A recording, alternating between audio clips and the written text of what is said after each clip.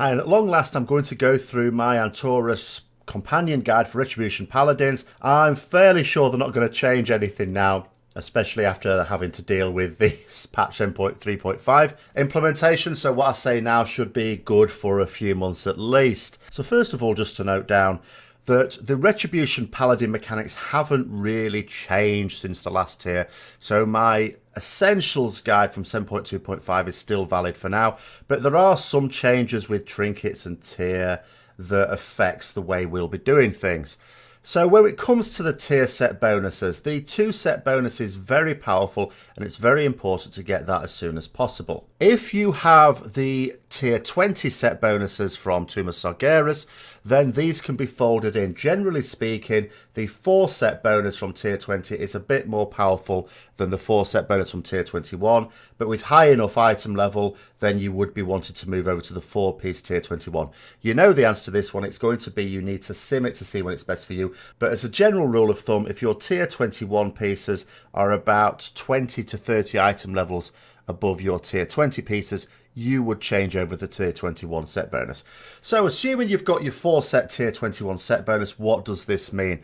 Well, talents become very boring, really, because we can essentially use the same talents for every single situation. We would use Final Verdict as we would in almost all situations as we had through Legion. Now is no different. We're going to use Final Verdict for everything. But you're also going to use Greater Judgment. We're not going to be moving between, oh, do we use Zeal, do we use Fires of Justice? However, just to explain that, in any situation with the 2 set bonus, and if you've got a reasonable amount of mastery at least, because in this tier we really want to be getting more mastery, and I'll explain more about that in a moment. Greater Judgment is the best one to use. It's the best one to use for single targets, the best one to use for AoE. It's the best one to use on a boss, which is mostly single target, but there are adds every now and then. That's because it does the most damage, especially with a decent amount of mastery. However, if you're in a situation where on a boss fight you need to do your most important damage in the last half of a boss fight, Greater Judgment is not as powerful. There are 2 effects from Greater Judgment. One is that it spreads your judgment to 2 further targets. So unless you've got at least 3 targets, you get no benefit from that at all. So why is it so good on single target? The reason is because the other effect is it guarantees that your judgments will crit as long as the health of the target is above 50%. The judgment damage is affected by mastery, so the more mastery you have, the more powerful this effect becomes as well. Judgment does a lot of damage with this 2 set bonus, so it can actually be one of your most damaging abilities, and you'll want to use it as much as possible, and the fact that it can guarantee crit for half the fight is fantastic. But let's say you're going to do a boss fight, there's no adds on it, and the first half of the fight is actually straightforward, no one's going to die, take it as long as you like. The intense part of the fight comes towards the end, in the execute range. In a situation like that, although over the course of the fight, the Greater Judgment would see you doing more damage if you're a damage meter whore, it's not going to be doing the most useful damage because at the point of the fight where you really need to maximize your damage, Greater Judgment is doing nothing for you. This is why, for example, some people have noted that on Mythic Argus, some Retribution Paladins have been taking Zeal as opposed to Greater Judgment. That is because the Greater Judgment at those key moments of the fight is not doing anything for them. Generally speaking, take Greater Judgment, however. Blade of Wrath can be also taken in any situation. You might look at Divine Hammers and say, okay, well, in big AoE situations, would this be better? Actually, potentially it could be, but it doesn't necessarily pull a long way ahead of Blade of Wrath. Blade of Wrath you can use for any situation. If there is one fight where I would maybe suggest taking Divine Hammers, it could be Antoran High Command, where you've got lots of adds. But again, you have to make the decision to yourself, what is the biggest barrier to you on that fight? Is it that the boss isn't dying quickly enough, or is it that the adds aren't dying quickly enough? If it's that the boss isn't dying quickly enough, then you should use Blade of Wrath, even though you may do more personal damage with Divine Hammer. It's also possible that you could take it on Mythic ANR, or indeed any mode of ANR. However, bear in mind that with ANR, the priority is always the biggest add gets priority, so you really should be taking Blade of Wrath in terms of being most useful on that fight. When it comes to other talents, it doesn't necessarily matter a great deal which ones you take from most of the others. Obviously, you're going to take Crusade from the final tier. Divine Intervention is very useful for progress or very difficult Mythic Plus dungeons, but you could take Cavalier if you're going to need lots of speed boost and you don't believe that you're going to suddenly die unexpectedly. Eye for an Eye is a potentially useful one if you're planning on taking any physical damage. Otherwise, you could either take Word of Glory or Justicar's Vengeance, depending on what your preference is. But don't be fooled into thinking you can ever realistically use Justicar's Vengeance as a DPS ability. Always think of this as a very costly self-heal, because that's what it is. Against a stunned mob, you might well get some genuine damage benefit from it, but that tends not to happen very much in dungeons on key mobs, and it certainly doesn't really happen in raids. Don't also think that with a Divine Purpose proc that using Justicar's Vengeance will allow you to stack up Crusade more quickly. It's not a DPS benefit to do that. Justicar's Vengeance is a self-heal, and you should picture it as that. When it comes to trinkets, the trinkets on offer in the raid itself, the Pantheon trinket, Khaz'goroth's Courage, is ideally what you're going to be wanting, simply because every time you kill Argus on any non-LFR mode, you're going to get a token on each week that allows you to upgrade the item level. The actual basic proc of Khaz'goroth's Courage is not that impressive, and it's only for single target. As such, you generally only want to use it either when you've killed Argus so many times that the item level of this thing is extremely high, or if there are other people in your raid group that have the different trinkets to the point where you can get the extra special Pantheon proc. At that point, it becomes worth it. So for dungeons and pugs, potentially you don't use it so much.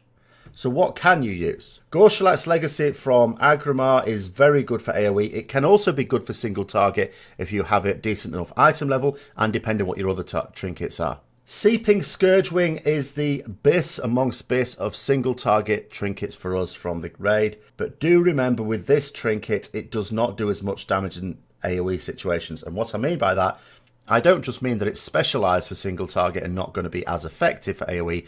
You straight up lose about a third of the damage if you use this thing when there are other ads about. Now, if it's on a boss where an ad's going to pop up and be gone within a couple of seconds, such as Mythic Varimathras, well, you don't have to worry too much about that because the vast majority of the fight is single target, so it's not a big deal. But on a fight such as Aenar or Antoran High Command, those sorts of fights you would not use this trinket on unless you literally had nothing else, because you will be losing a lot of value for it.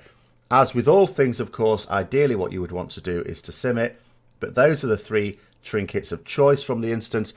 Of course, you can only use whatever you can get. That being said, of course, there is a fourth trinket that we really want as well, which is Aman'Thor's Vision, which is the legendary version of the Pantheon trinket. However, I've not put that in here because we can't realistically target it. It's a very, very low drop rate. If you get it, you're very lucky. Equip it, use it all the time.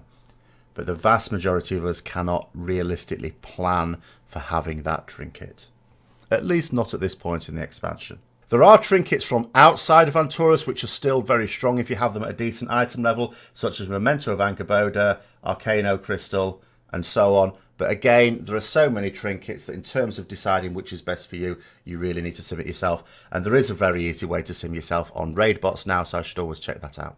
When it comes to legendary choices, there are three legendaries that are by and large considered the best ones to use for Retribution. Soul of the High Lord, if you have it, is considered one that you should definitely use. Now, to accompany it, you either want to use Chain of Thrain or Whisper of the Nathrezim. Now, when it comes to Whisper of the Nathrezim and Chain of Thrain, if you are using a 4-set tier bonus from either tier 20 or tier 21 and a 2-set bonus from the other one, that obviously means that all your tier slots are occupied and you wouldn't be able to equip Whisper of the Nathrezim. Whisper of the Nathrezim is only for people who are just going to be using a 4-set tier 21 and not anything else. If you are using all your tier, then the choice is made for you. You're going to use Chain of Thrain, Soul of the High Lord. If you have the option of either Chain of Thrain or Whisper of the Nathrezim, then ideally what you should do is sim it, or depending on the fight, bearing in mind, Chain of Thrain does most of its damage, of course, if you can most effectively use Crusade. On a fight where you're not going to get the full benefit from using your Crusade, such as Aenar, for example, then Chain of Thrain is much less useful, and if you have a choice, then you should definitely use Whisper of the Nathrezim on that fight. On a fight where you can get best use out of Crusade, and particularly when there are adds,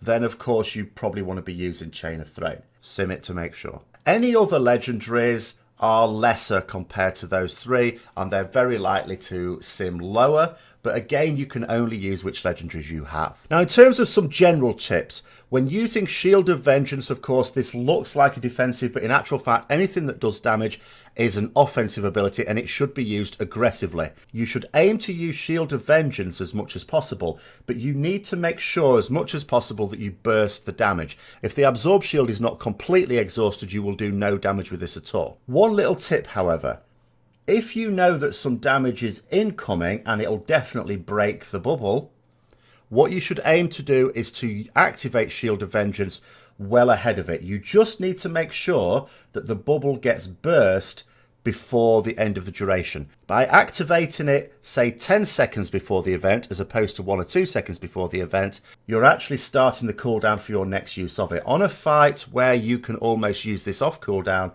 that might help you sneak an extra one in over the course of the fight. When it comes to Divine Storm, because this projects forwards 20 yards, you can sometimes get some benefit out of using it single target. If you're having to move from one target to another as you rush in and you're full on Holy Power, you could fire off a Divine Storm, especially if you've got a Blade of Justice ready to go as well. Sometimes you're in a situation you're running towards the target, you can judge, Divine Storm, Blade of Justice, you've got your 5 Holy Power back again.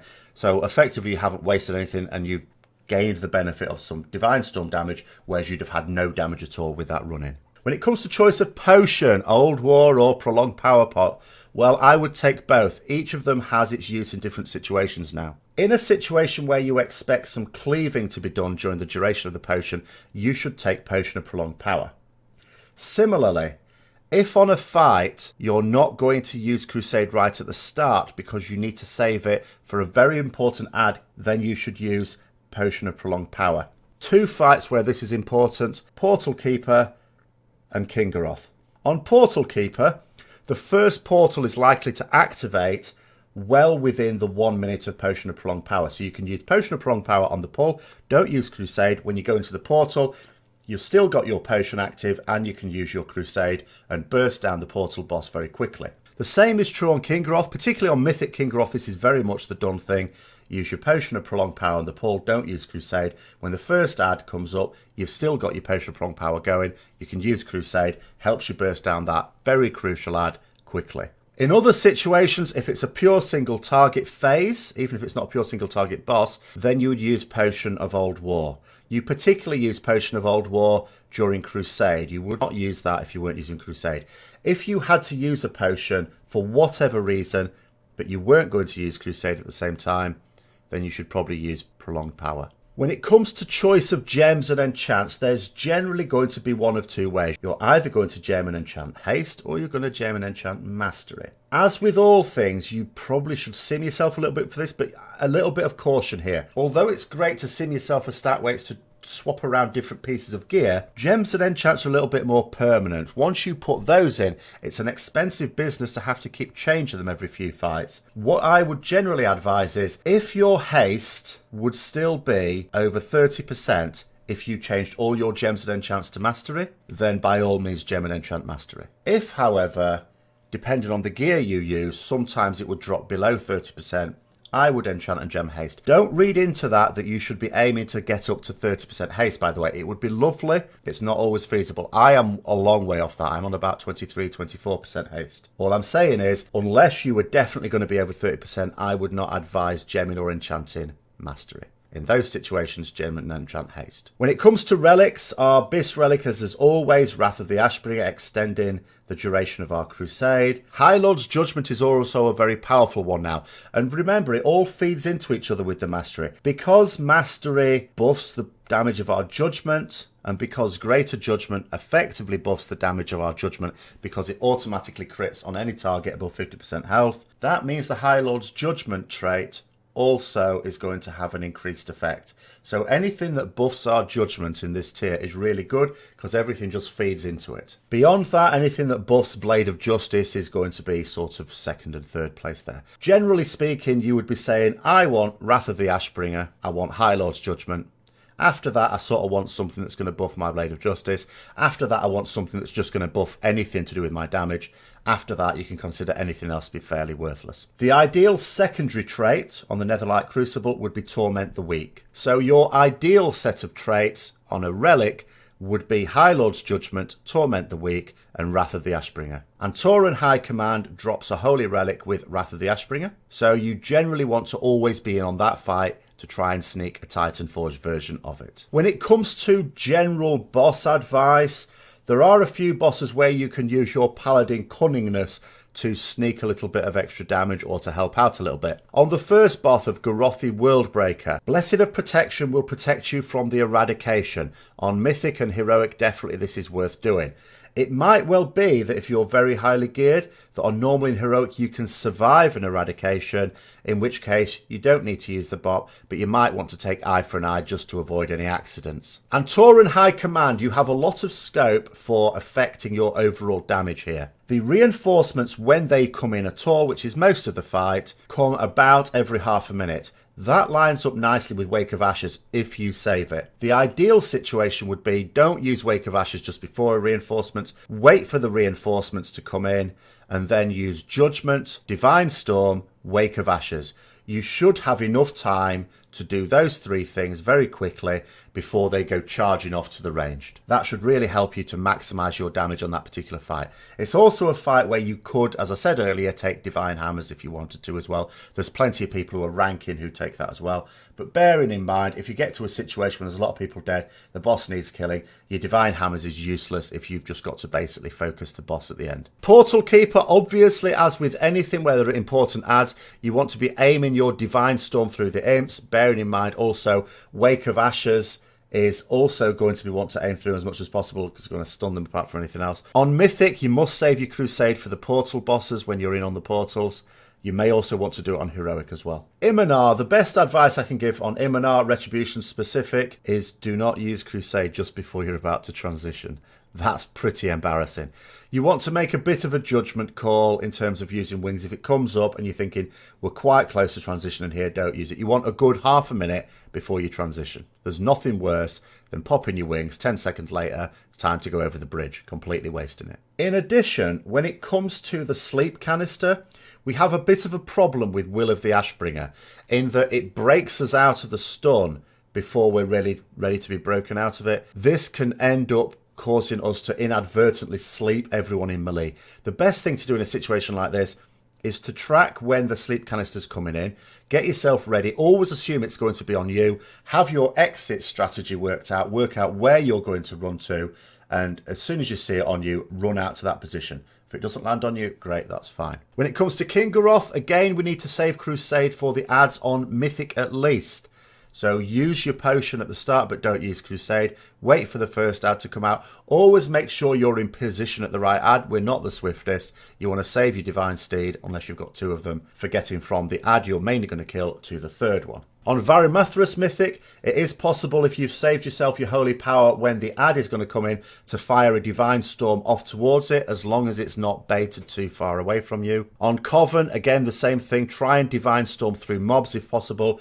Depending on where the bosses are, it's sometimes possible to Divine Storm through the bosses, but bearing in mind, they'll definitely be too far apart for your judgment to spread. It's not always worth doing that. Do remember that your full range of CC works on the Spectral Army, so you can use slows as well as your Hammer of Justice there. On Agrimar, remember when you have to move out to avoid the disorientate, you should be using Divine Steed to get back in. When you're on your last one and you've got your bubble safely intact, you can bubble the last one to stay in and do a bit of extra DPS. Argus is fairly straightforward. You basically want to not die but hope others do. This is the ultimate, I want you all to die because it's going to proc Retribution. When the ads appear on Normal and Heroic, obviously we want to be on the ads that are going to have the Holy vulnerability. If you've got the Holy and the Physical next to each other, then of course you could try and alternate between them, using all your Holy damage such as Judgment on the Holy ad, and using your Blade of Justice and Crusader Strike on the Physical ad. Don't forget to use Crusade on cooldown. As soon as you're killed and you res back up,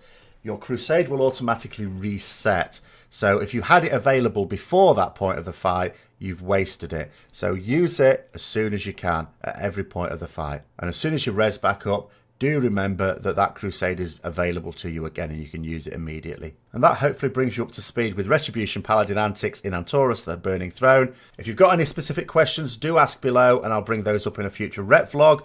I bring out a Retribution Paladin video every weekend, so watch out for those. The live Q&A at the point at which I'm uploading this video will probably be quite soon, but I'm waiting for certain announcements from Blizzard before I say when that's going to be, but expect that in the next week or two. Hope you enjoyed the video. If you did, don't forget to give it a like, subscribe if this is the first time to my channel, check out my other Retribution Paladin playlists as well, and until next time, I'll see you later.